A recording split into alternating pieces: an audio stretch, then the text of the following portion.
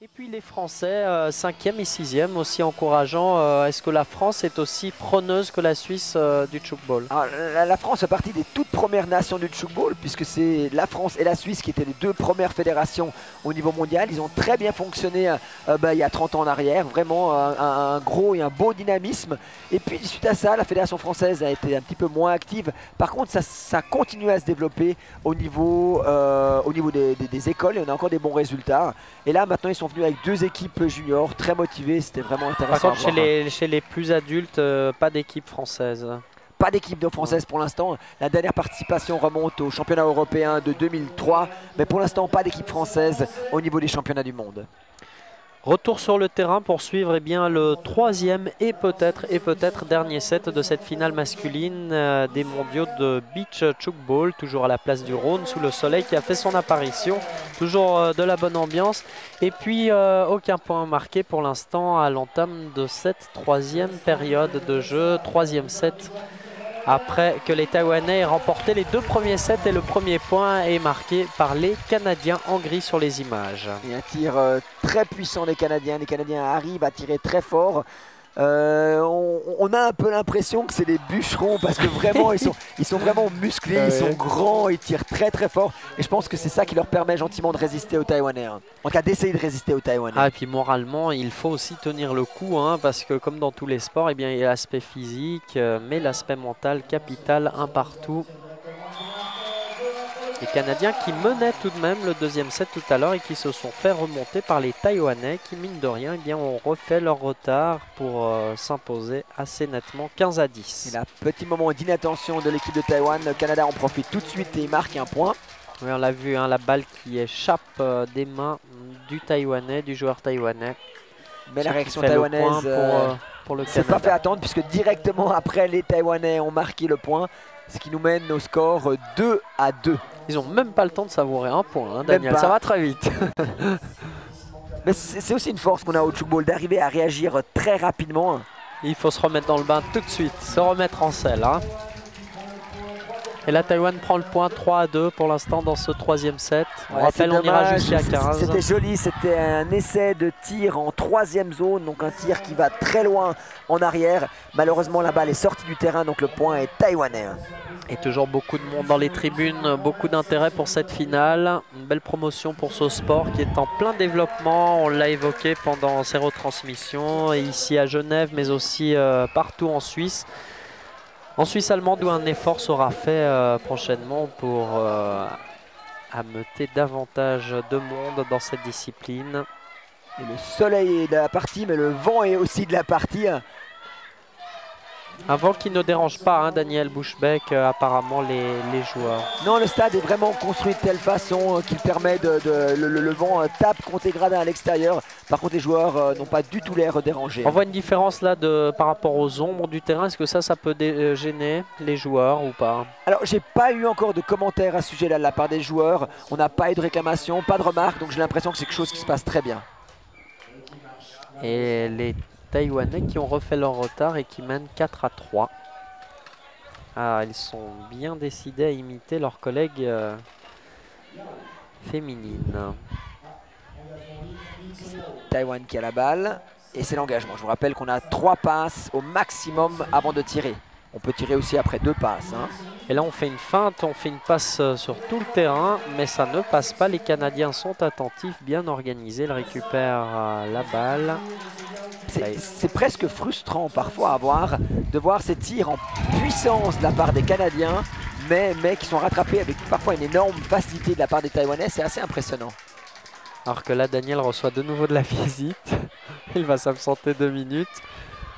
5-3 pour les Taïwanais qui dominent pour l'instant cette finale masculine des mondiaux de beach tchoukball ici à la place du Rhône. Une finale que vous suivez sur Léman Bleu Télévision en différé puisque cette finale avait lieu le dimanche 10 juillet.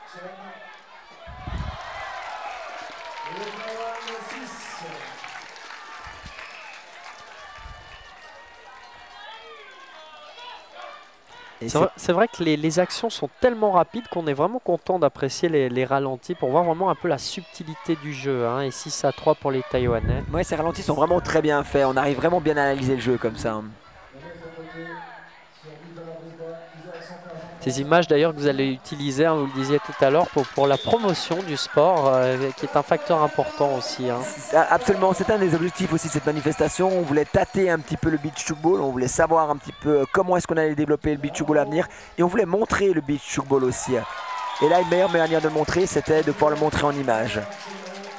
Et là, Taïwan montre aussi toute la lucidité de leur jeu. Ils arrivent, toute la variété possible de leurs tirs. On voit des tirs parfois qui viennent très près de la zone. Et là, vraiment, un très bon sens de l'observation. Ils voient vraiment que dans troisième zone, il n'y avait plus aucun défenseur. Et ils tirent en plein dedans. C'était vraiment très bien joué. Le but, on peut tirer à toute vapeur dans le cadre. Encore faut-il que le ballon et le tir soient bien ajustés. Sans quoi, eh bien, on envoie la balle hors du terrain et c'est inefficace. Et même si c'est en dehors du terrain, ça peut être un point perdu. Donc ça peut coûter cher. 7-4 pour l'instant, domination des Taïwanais sans partage dans cette finale. Des Taïwanais qui s'approchent de la médaille d'or. Rien n'est fait, mais ça paraît difficile. On voit bien la manière dont les Taïwanais marquent leurs points, vraiment en deux temps. On le voit là, ça c'est le deuxième temps, c'est le tir, un tir très puissant. Mais ce tir ne passerait pas s'il n'avait pas été préparé par une série de passes. Et ces séries de passes qui font que ça déconcentre complètement l'équipe canadienne. Et à ce moment-là, le point est marqué. Mais les Canadiens ne se laissent pas faire. Oui, les Taïwanais qui ne sont jamais à l'abri d'une petite défaillance. La preuve par l'image maintenant. Et c'est un point pour l'équipe du Canada. On arrive à 8-5 pour l'équipe de Taïwan. On rappelle, Daniel Bushbeck, vous êtes président de la Fédération internationale. Et puis, on rappelle aussi que le Tchoukball a été reconnu cette année Jeunesse et Sport, ce qui va aussi aider pour le développement. Concrètement, qu'est-ce que ça va changer? Qu'est-ce que vous aurez en plus avec cette reconnaissance? C'était une très bonne surprise, pas vraiment une surprise parce qu'on y a travaillé pendant longtemps avec les responsables de Jeunesse et Sport. Mais c'est peut-être ce qui faisait vraiment plaisir avec ça, c'est cette reconnaissance. C'est le fait que nous on croyait beaucoup au sport, mais c'est important aussi à un moment d'être reconnu par des organismes officiels. Et là, il y avait une vraie reconnaissance de la part de Jeunesse et Sport, ça nous a fait très plaisir.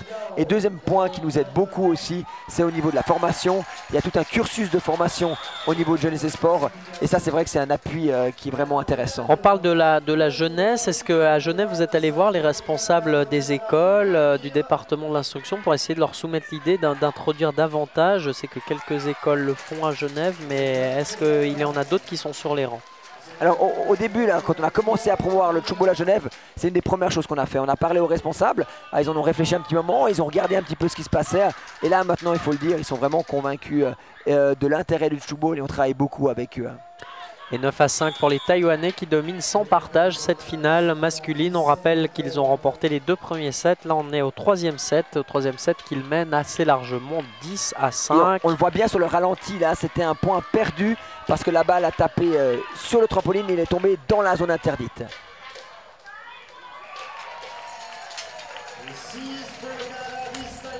Mais le Canada ne se laisse pas faire. On est à 10-6. Le Canada marque son 6e point face à Taïwan qui a déjà 10 points.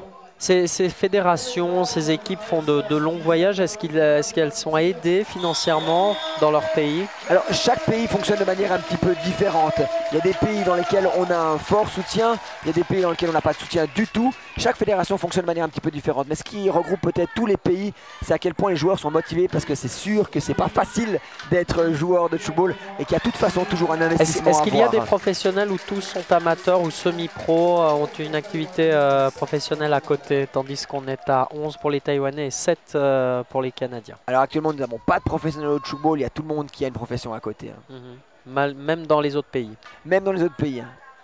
11-7, donc on le voit, un troisième set qui semble vraiment tourner à l'avantage. Daniel Bushbeck et bien des Taïwanais. Mais le Canada réagit et réagit. C'était bien joué, c'était bien joué, il y avait une idée derrière. Malheureusement, ces erreurs de passe peuvent coûter très cher et c'est Taïwan qui rejoue.